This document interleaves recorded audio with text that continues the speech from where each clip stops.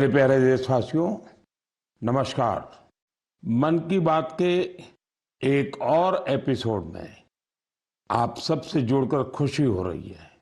इधर बीच चुनाव की भागदौड़ रही है, लेकिन आपके पत्रों और संदेशों के माध्यम से हमने देश और देशवासियों की उपलब्धियों पर एक दूसरे से अपनी खुशियां साझा भी की है।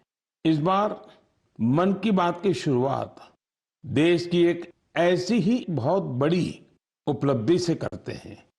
साथियों, भारत ने विज्ञान को हमेशा देश की प्रगति से जोड़कर देखा है।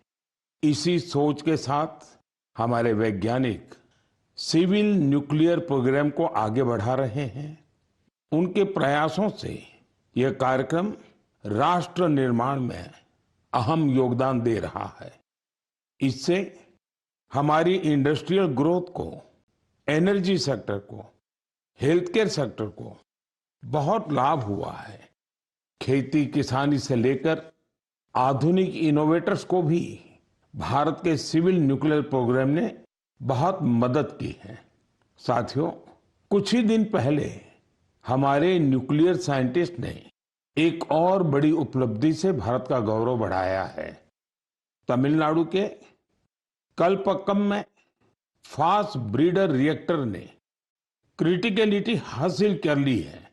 दरअसल क्रिटिकलिटी वह स्टेज है जिसमें रिएक्टर पहली बार self sustaining nuclear chain reaction में सफलता हासिल करता है। इस स्टेज का मतलब है रिएक्टर का ऑपरेशन फेज में पहुंचना। भारत की न्यूक्लियर एनर्जी जर्नी में एक ऐतिहासिक माइलस्टोन है। और बड़ी बात यह भी कि परमाणु रिएक्टर पूरी तरह स्वदेशी तकनीक से निर्मित है। साथियों, इसे ब्रीडर रिएक्टर क्यों कहते हैं, इसके पीछे भी एक वजह है। एक ऐसा सिस्टम है जो ऊर्जा के उत्पादन के साथ साथ भविष्य के लिए नया ईंधन भी खुद ही तैयार करता है। साथियों, मुझे मार्च 2024 का वह समय भी याद है जब मैं कलपक्कम में रिएक्टर की कोर लोडिंग का साक्षी बना था। मैं उन सभी को बधाई देता हूं जिन्होंने भारत के परमाणु कार्यक्रम में अपना अमूल्य योगदान दिया है। देशवासियों का जीवन बेहतर और आसान बनाने के लिए उनका यह प्रयास बहुत ही सराहनीय है। इससे विकसित भारत के हमारे संकल्प को भी एक नई ऊर्जा मिलेगी।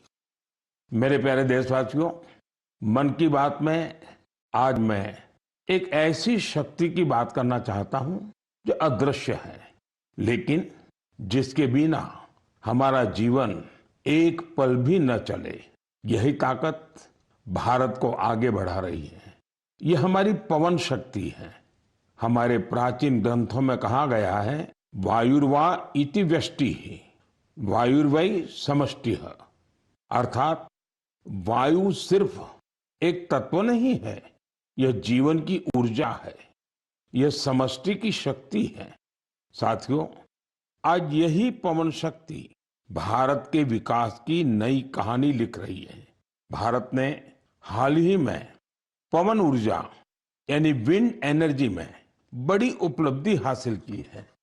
अब भारत का wind energy generation capacity 56 gigawatt से अधिक हो चुकी है। पिछले एक साल में ही करीब 6 गीगावाट नई क्षमता जुड़ी है। विंड एनर्जी में भारत तेजी से आगे बढ़ रहा है और दुनिया भी हमारी तरफ देख रही है। साथियों, आज भारत विंड एनर्जी कैपेसिटी में दुनिया में चौथे स्थान पर है। यह हमारे इंजीनियरों की मेहनत है, यह हमारे युवाओं का परिश्रम है, यह देश की सामूहिक इच्छा शक्ति का प्रतीक है। साथियों, गुजरात, तमिलनाडु, महाराष्ट्र, राजस्थान, देश के अनेक राज्य इस सेक्टर में अपना परचम लहरा रहे हैं। गुजरात के कच्छ, पाटन, बनासकांठा जैसे क्षेत्र जहां पहले सिर्फ रेगिस्तान नजर आता था, आज वहां बड़े रिन्यूएबल एनर्जी पार्क बन रहे हैं। इसका लाभ युवाओं को मिल रहा है, नए अवसर बन रहे हैं। नई स्किल विकसित हो रही है, रोजगार के नए रास्ते खुल रहे हैं। साथियों, भारत के विकास के लिए सौर और पवन ऊर्जा जरूरी है। ये सिर्फ पर्यावरण की बात नहीं है, ये हमारे भविष्य की सुरक्षा है। इसमें हम सबकी भूमिका है। हमें बिजली बचानी है, हमें स्वच्छ ऊर्जा, क्लीन एनर्जी अपनानी है। देश में हर स्तर पर ऐसे प्रयास जरूरी हैं, क्योंकि इन्हीं से बड़ा बदलाव आता है। साथियों, मई महीने की शुरुआत एक पावन अवसर के साथ होने जा रही है। कुछ ही दिनों में हम बुद्ध पूर्णिमा मनाएंगे। मैं आप सभी देशवासियों को अपनी अग्रिम शुभकामनाएं देता हूं। भगवान गौतम बुद्ध का जीवन संदेश आज भी उतना ही प्रासंगिक है।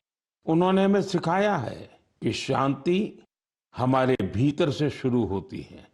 उन्होंने बताया है कि स्वयं पर विजय सबसे बड़ी विजय होती है। आज दुनिया जिस तरह के तनावों और संघर्षों से गुजर रही है, ऐसे समय में बुद्ध के विचार और भी अहम हो गए हैं। साथियों, दक्षिण अमेरिका के चिली में एक संस्था भगवान बुद्ध के विचारों को आगे बढ़ा रही है। लद्दाख में जन्मे ड्रपपोन ओजेर रिनपोछे के मार्गदर्शन में काम हो रहा है। यह संस्था ध्यान और करुणा को लोगों के जीवन से जोड़ रही है। कोची गुआज घाटी में बना स्तूप लोगों को शांति का अनुभव कराता है। वाकई यह देखकर गर्व होता है। भारत की प्राचीन धारा दुनिया तक पहुंच रही है। दूर दराज के लोग भी इससे जुड़ रहे हैं।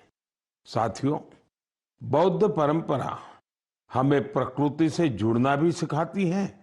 भगवान बुद्ध को ज्ञान एक वृक्ष के नीचे मिला था। प्रकृति हमारे जीवन का अभिन्न हिस्सा है। देश में भी ऐसे प्रयास हो रहे हैं। कर्नाटका में कर्मा मोनेस्ट्री इसका अच्छा उदाहरण है। यह मठ एक जीवंत वन क्षेत्र है जो 100 एकड़ में फैला है। इस वन में 700 से अधिक देसी वृक्षों को संरक्षित किया गया है।